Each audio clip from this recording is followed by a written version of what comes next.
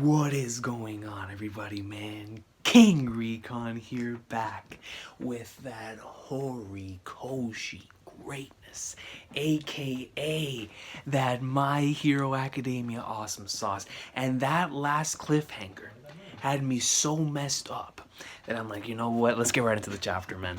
I mean, the environment is pretty much good. It's storming outside. The entire planet is ready for this My Hero chapter, man. You know, the planet itself is activating its quirk. Bro, and the chapter starts off with a Deku and Shigaraki headbutt. No, chapter 277. Who? The worst case scenario. What? As long as Shigaraki's quirks are erased, we can join this fight too. And we see yo, this man Deku said, screw your decay. You can decay yourself up on out of here. Yo, look at him, bro. Deku great. This man headbutted Shigaraki with absolutely no restraints. Dog, let's get it. He goes right in, he's like, yo, I ain't got time for talking. We're throwing. I'm throwing heads, I'm throwing hands, I'm throwing legs, we're throwing everything at this man, bro. We might as well at this point. As long as Shigaraki's quirks are erased, we can join in this fight too, and that's facts. Straight up facts, man. The No More are keeping the other heroes occupied, and we get to see the massive amount of chaos taking place thanks to what is currently going on with the Nomu. And when I see something like this about the No More keeping the other heroes with an S occupied, it really makes me appreciate the Mirko stuff. Mirko was taking on all 5 on her own. Going up and like slow-mo, hitting leaf hurricanes, leaf whirlwinds, hitting lotuses. I mean, yo, she was boxing. She was out here poning dudes, which doesn't leave us with enough firepower to face Shigaraki. And he'll decay everything again once Erasure comes undone, and that's the thing, man. The worst case is losing our teacher. Deku's like, no, the worst case scenario isn't anything that y'all are talking about. The worst case scenario is me losing my boy Aizawa, me losing my boy Eraserhead, my teacher. The man who's responsible for being the pillar that keeps the entire class together. We ain't losing that. We ain't losing our pillar. And you know, Deku's looking at the actual worst case scenario for him and for his classmates. Because he knows something happens there, it's over. And that scares me because, like I was saying in the last reaction, to me the heroes have to lose. And so if the heroes lose with a person like Shigaraki, that could only mean that Shigaraki takes somebody out and then leaves on for the day, right? Takes out somebody huge that he just knows is going to leave that, you know, Deku and everybody with that psychological damage, you know, the damage being done to the mind, you know, not just physically, but to the mind. Because Shigaraki, I'm sure, wants everybody else to experience something very similar to what he experienced in his own psychological issues as well, you know, and everything, and the amount of trauma that he's gone through and whatnot. So what better way than to take what's precious from other people, right? Especially since he's the main antagonist at this point in time. So it's like Flagnards. Shigaraki goes in, he takes out Aizawa, he takes out All Might, he takes out one of these massive figures. That could be how the villains win, and the heroes live on to fight another day, but still have that thing, you know, creeping up on them from behind. But to me, it just wouldn't be that easy. I mean, Shigaraki, with his ambitions, he probably wouldn't stop there, you know, that's why I'm curious. But regardless, we continue. The worst case is losing our teacher, and we have this awesome panel of Deku yelling that as Baku Goat is right behind him. And right here we get to see flashbacks to the classroom. The teacher who has watched over us all this time. We can't lose him. With both Gran Torino and Aizawa listening to this. Izukumi Doria, you cannot become a hero with that power of yours. Yo, he's looking back. He's like, Flagnar's bad. It's like, this is a true hero, dog. This is a man who, knowing damn well, once this thing comes undone, he's going to be the first one that gets decayed, and he's still doing it for my sake. Deku awesome sauce, man. Midoriya, let's do this thing rationally.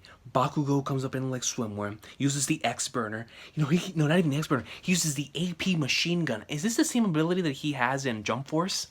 You know, I spam this thing whenever I use Bakugo, man. I think that's his B move, right? Where he just like, he just starts going up and like he has an MP5 in his hand.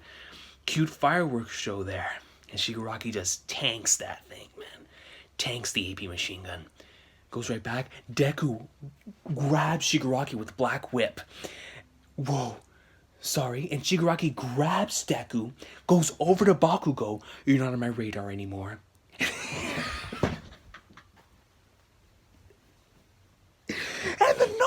hero said, who you touching? Who you touching? You ain't touching the people I just trained. You ain't touching the heroes of my society. I'm the number one. See me in ants. And he gets Deku and Bakugo the Flag Darts out of there, and he hits Shigaraki. Shigaraki's forced to block that attack, man. He gets sent flying. Endeavor goes, and Endeavor looks really, really beast in this panel right here. It was like one of those old Batman panels where he would show up, and you would see like his face, but you can't really see his eyes. Really, really cool panel. Endeavor, where's Shoto? And of course, immediately he's thinking about his son. He's like, Flagners, where's Todoroki at? It's just us two here. And Endeavor looks back. I'm so close. Okay, then. So then Shigaraki looks like he's preparing something here. That body's beyond human at this point. Absolutely, it's beyond human at this point, especially with and my man's is only apparently 75%. You know, the process never really quote unquote completed, right? What did it stop? Like 82%, 80%? I forgot exactly what it was, but I know the percentage never really reached 100. So the fact that Shigaraki got out of it prematurely, and the body is still moving in this way, just shows you the amount of damage that thing must have gone through in these past couple of months of him trying to really get his body up to that form, to that shape. And you know, I feel like Horikoshi was also using that as a form of, like, you know, showcasing, because when it comes to the heroes, we always get to see their arcs in training, right? They take the slow process into going up in like somewhere. Even when it comes to the individuals like Deku, who were given a very OP ability like the one that he has, you know, with One for All, and it's like, even with that ability, we still got to see every single step in Deku's training process and how he managed to get to where he is today. You know, there was no shortcuts or any of those by any means. So it's like with Shigaraki, it was more, instead of him training both his mind and body, I feel like he was just training his mind while his body was going through complete and utter physical torture. You know, and showcasing the two differences in how the sides, you know, go about their quote-unquote training. And it's just very, very interesting stuff, because he's like, you know what, I don't give a flying flannels what you have to do to my body. I am going to get this body ready for this war that's about to take place, man. And that in and of itself is admirable, but it's, you know, showcasing the different types of ways that they were both getting ready on either side for what was incoming, right? Even when though the heroes, specifically the classmates and the kids, they really didn't know that this stuff was incoming, but Deku and them, ever since the original invasion, I'm sure that in the back of their mind, they're like, you know, the villains could invade at any second, so we always have to be prepared and have to continue moving forward just in case another invasion happens. And here, this is how we got to this point. That body's beyond human at this point, sure, and you keep that scum away from us. You boys be his legs, okay? As powerful and sturdy as All Might. As All Might? But as long as I don't blink, that's the power is all he's got. And I'll hold on for a good long time. Yo, Aizawa said I don't even care if I go blind at this point. I ain't closing my eyes, dog. For whatever reason, you two are here now. Let's save the why for later. If I scoop up Izuku Midoriya and get away from here, we're giving Eraser the support he needs. Bakugo, you cover Deku. So he goes right in, tells them, we're about to do a tag team attack. Shigaraki moves forward. Acquire One for All. One for All. You will be mine, little brother.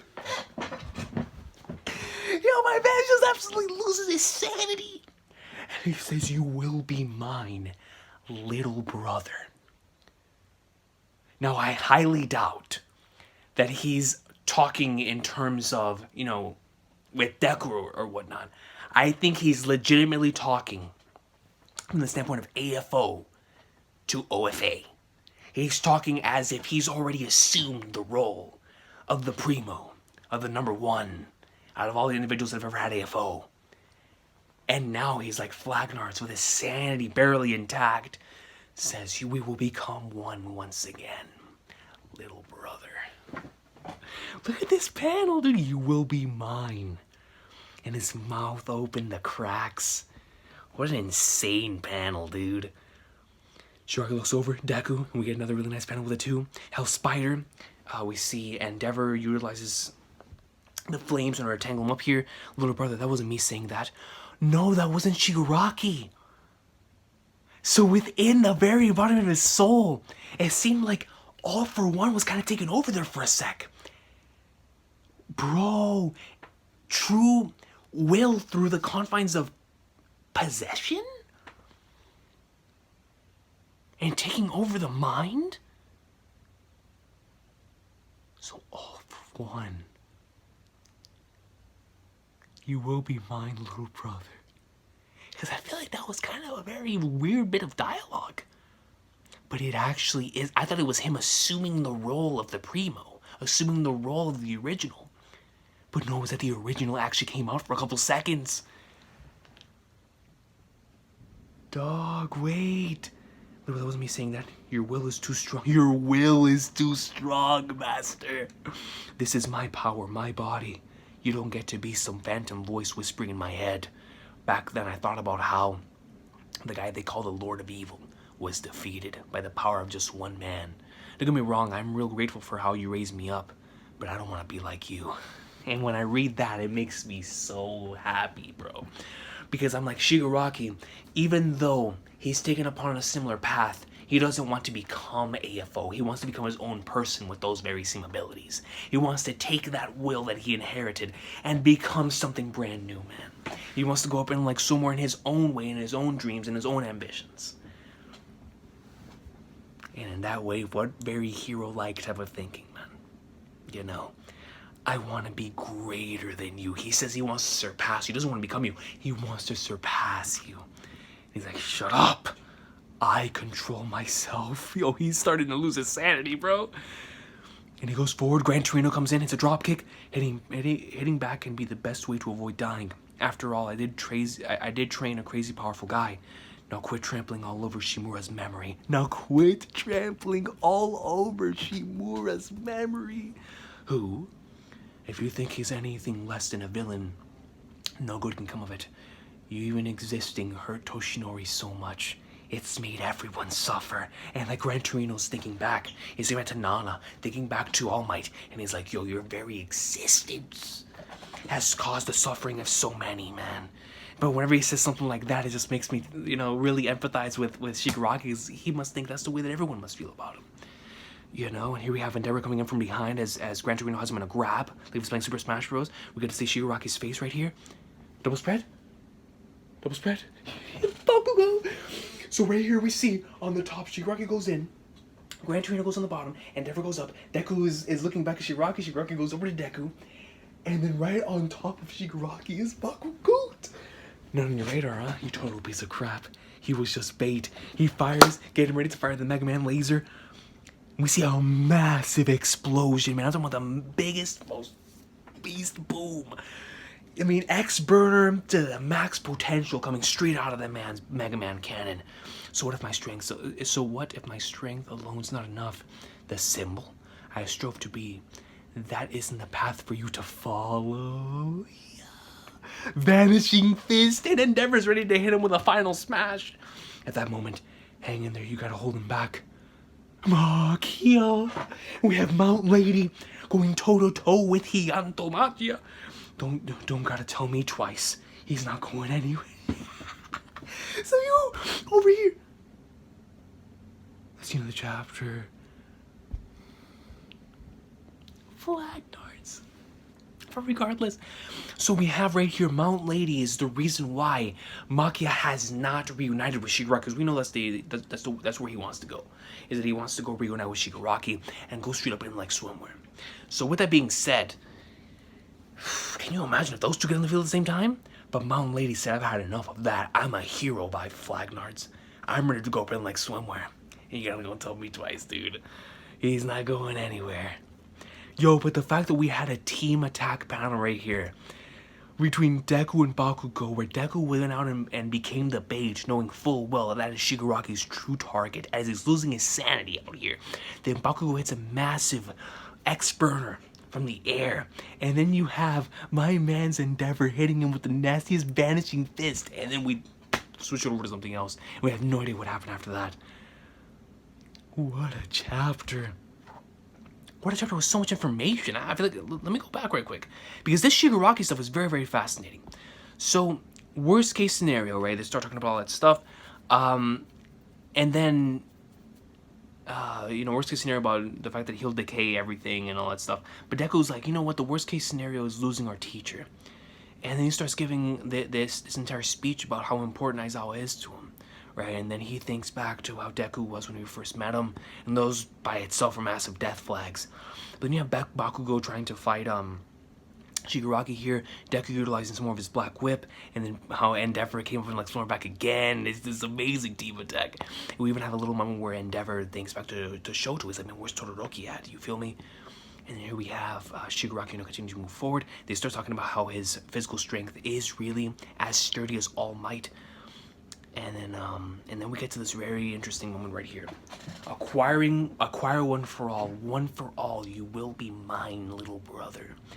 And you know, I've experienced a lot of media where there is that thing inside that comes out every once in a while, you know, like stuff like Bleach and series like that, where you have these things that come out every once in a while, that deep thing within you that comes out whenever it's needed, right? But most of the time you see that from a main character, and in this case we're seeing it from the main antagonist of this arc, or I shouldn't even say this arc of the entire series of to my knowledge, you know, to my knowledge.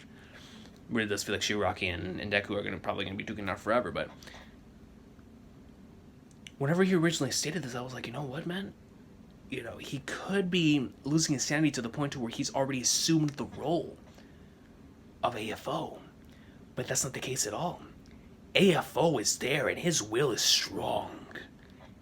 His will right now is taking top precedence to where, because he feels that all for one is here.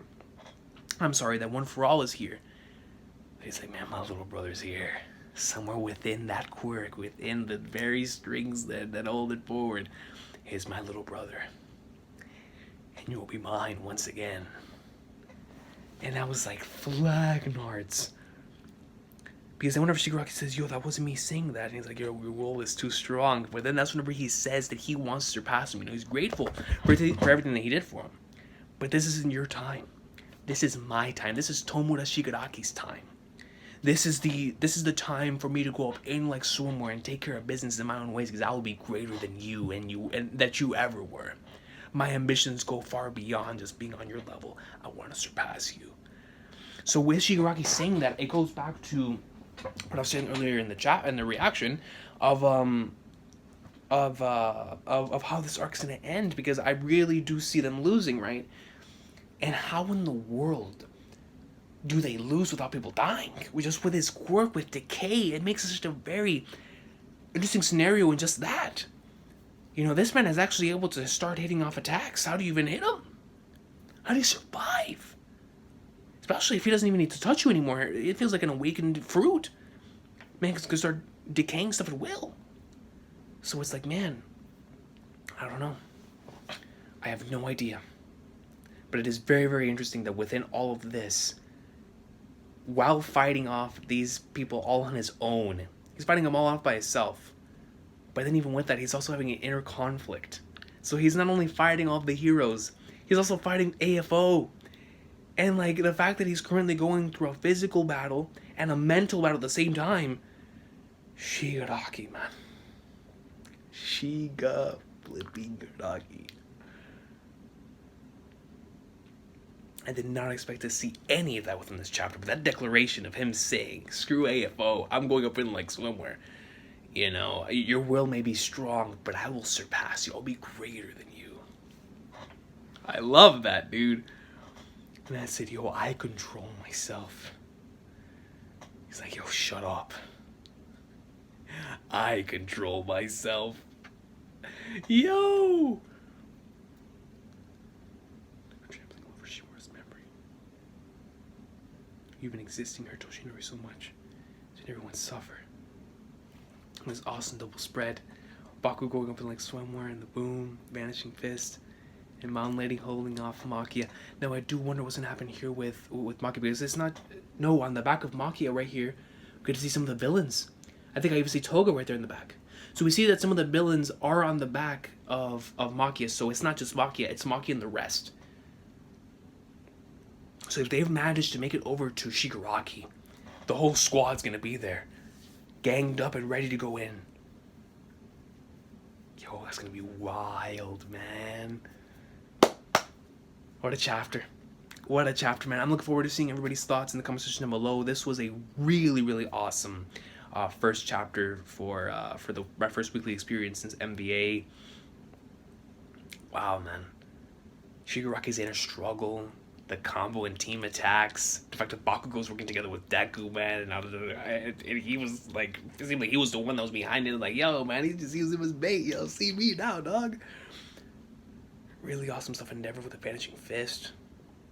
But definitely my favorite part of the chapter, my two favorite parts of the chapter were the Deku and his promo to Aizawa, because that just, it brings you back to the beginning of the story and thinking about the entire journey with those two characters. And just of that entire Class 1A in general.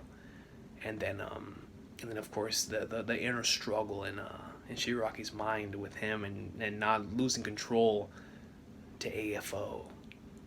That was such an interesting moment right there, man. That I really, really enjoyed. I'm glad that Horikoshi put that in there in the middle of this battle. But anyways, man, everybody has an awesome day. Can't wait to see the comments. My Hero Academia Awesome Sauce. Let's get it, man.